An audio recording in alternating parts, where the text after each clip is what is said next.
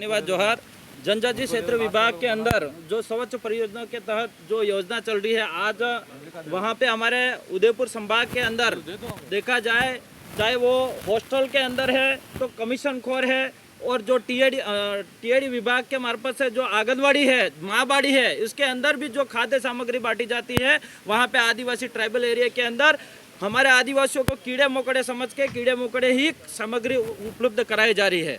इसलिए हम यहाँ पे मुख्यमंत्री से ये डिमांड करते हैं और ये मांग करते हैं कि जो टीएडी से खाद्य सामग्री जो घोटाले की एसीबी के द्वारा जांच की जाए और जो कमीशन खोरों को गिरफ्तार किया जाए। धन्यवाद।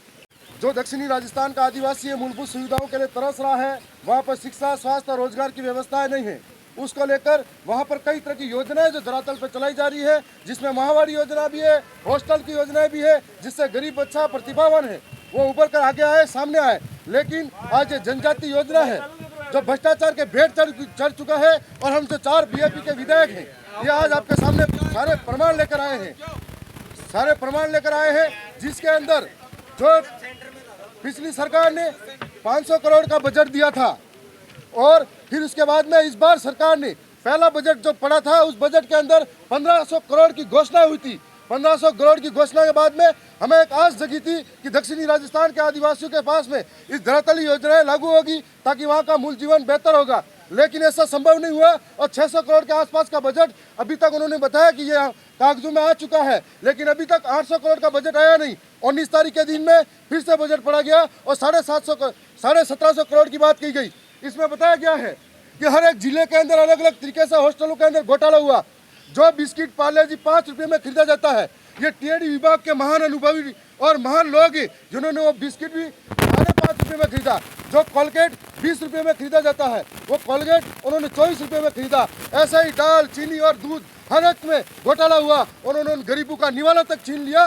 नहीं, सरकार और इसकी सरकार निर्दयता से भ्रष्टाचार कर रही है, इन भ्रष्टाचार को खोल रहे हैं। स्वच्छ परियोजना का जो नाम था, स्वच्छ परियोजना के नाम पे कोऑर्डिनेटर लगाए जा रहे थे हर ब्लॉक पे, लेकिन ये इनके भाजपा, ये जो अखबार की कटिंग बता रही है, भाजपा और मंत्री के कार्यकर्ताओं को इस स्वच्छ परियोजना के अंदर लगाया गया है। अब इस स्वच्छ परियोजना का नाम बदल देना चाहिए और भ्रष्ट परियोजना रख देनी चाहिए। इस प्रकार से आदिवासियों के साथ में अन्याय अत्याचार हो रहा है। और आज जो टीएडी मंत्री थे, जब झोपड़ी वाले मंत्री ऐसे कहते थे, झोपड़ी दिखाई गई थी इस मीडिया ने, तब हमें लगा कि ये झोपड़ी वाले मंत्री झोपड़ी वालों की बात समझेंगे, उनके दुख दर्द को समझेंगे, लेकिन झोपड़ी वाले मंत्री बनने के बाद में वो सारे दुख दर्द और गरीबों की बस्तियां भूल गए। और आज इसी तरीके से हम सारे लोग ये जो बजट का मामला है लेके आए हैं। और दूसरी बात, आपने 1750 करोड़ की बात कही है, आपने 1750 करोड़ टीएडी विभाग को देने की बात कही है, लेकिन टीएडी विभाग के नाम पर ऐसा कोई फिक्स नहीं बताया कि ये सिर्फ टीएडी विभाग करेगा। आपने सारे विभागों में बांट दिया, तो आप कैसे कह रहे हो कि हम जनजाति लोगों के लिए क्षेत्र के विकास में योगदान दे रहे हैं?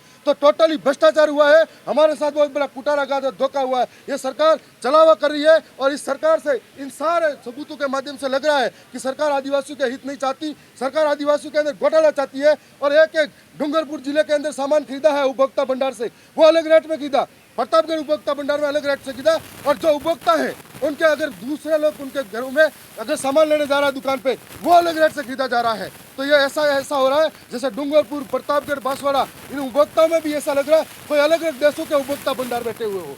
तो इस तरीके का भ्रष्टाचार हुआ है, जो आज हम लोग जो टीएडी विभाग, जनजाति क्षेत्र विभाग की मांग संख्या पे बोलने का अवसर मिलेगा, तो हम लोग इस भ्रष्टाचार का खुलासा सबके सामने करने जा रहे हैं।